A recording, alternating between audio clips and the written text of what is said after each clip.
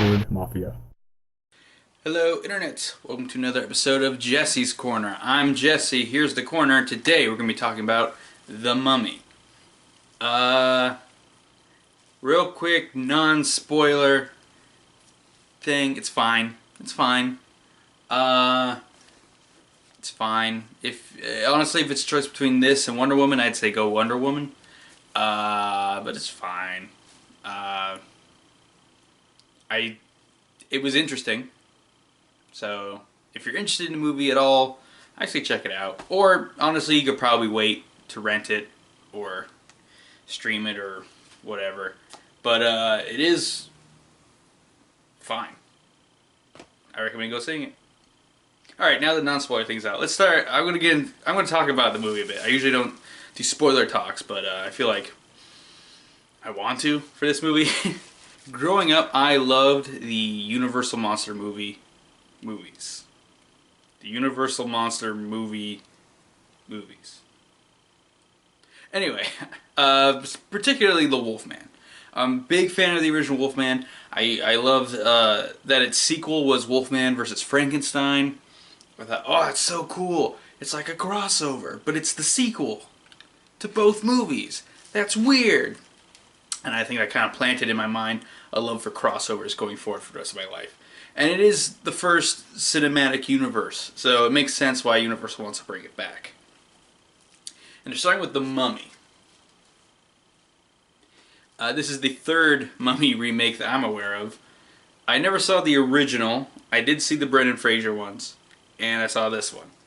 And this one's probably better than, like, the second or third one, but not as good as the first one. Keep in mind, it's been a while since I've seen the original Mummies. So, back to the spoiler part. Is Tom Cruise now the Mummy, some kind of weird Dracula, or just possessed by the devil? I don't know what he is now. I think he's just possessed by the devil. But he could, because if they do a Mummy, if they continue his movies, are they going to call it The Mummy 2 or The Mummy Curse of the Who Cares? Or is he like something else now? And that's what the movies will be called from now on. Because he's not a mummy. He's possessed by the devil or something. Or Set. Or, if it were up to me, it would be some kind of Cthulhu thing. Yeah.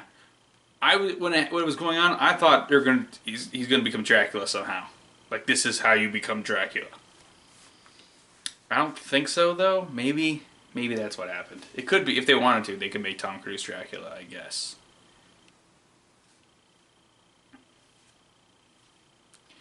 I thought Russell Crowe's character as Dr. Jekyll and Mr. Hyde was interesting.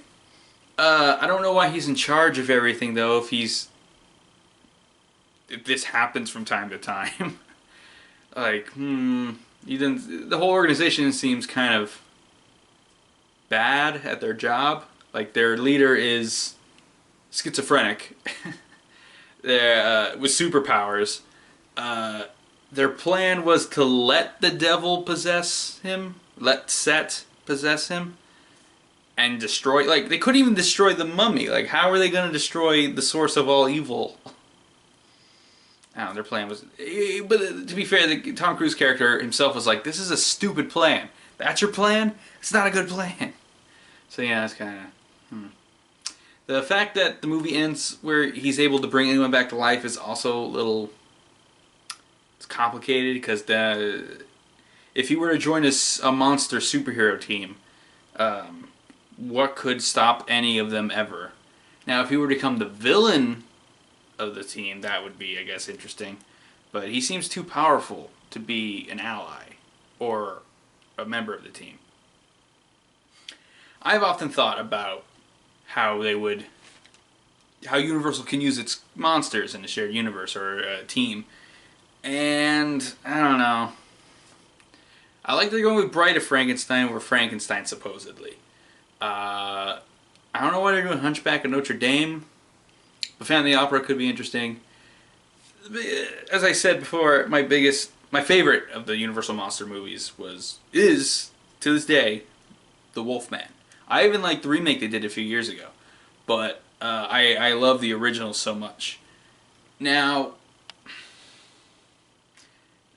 doing it with The Rock, I like The Rock, but he's already huge. What are they going to do, like a Captain America thing where he starts the movie as a skinny small guy, but after getting bit by a vampire he becomes buff? They maybe could do something like that, actually. I just say, if he's buff, becomes a werewolf, does he get like even bigger? Also, The Rock's too lighthearted, and I like that Lawrence Talbot is pretty lighthearted at the beginning, but he's very tortured in the movie, and I don't know if The Rock can do that as much as I love him. I'm not sure. I don't know. Also, Dracula. Dracula should be the bad guy if they team up, it should be to take down Dracula, I think. And I don't know when Abbott and Costello are going to show up. Oh, how weird would that be? Oh! I noticed something in this movie. When they're walking through, they saw, the vampire skull, they saw stuff from the creature from Black Lagoon. But in the library, when the woman, I think her name was Jennifer, she escaped the guy by hitting him with a book and dropped the book. The book was the Book of Life from the Brendan Fraser mummy movies. That's interesting. That's all I got. I don't know. Like I said, the movie's fine. I don't regret going to paying to see it, but I don't know if I ever need to see it again unless if like the next wave of movies in this universe blow me away, then I will probably see this movie again to look for connections or whatnot, or just movie marathons. But they really it's not the worst first step in the cinematic universe, I think. It's probably better than Amazing Spider-Man 1, Man of Steel. I don't know. They're very different movies, hard to compare them. Not as good as Iron Man. Not as good as Iron Man. But probably better than every Transformers movie ever. Does that help give you a barometer? It doesn't crack my top 5s of the year. Thank you for watching. You can stop now. I'm going to turn off the camera. Okay, The Mummy. Oh, it was a little disjointed between humor, action, and horror. Do with that what you will. Bye. Thanks for watching.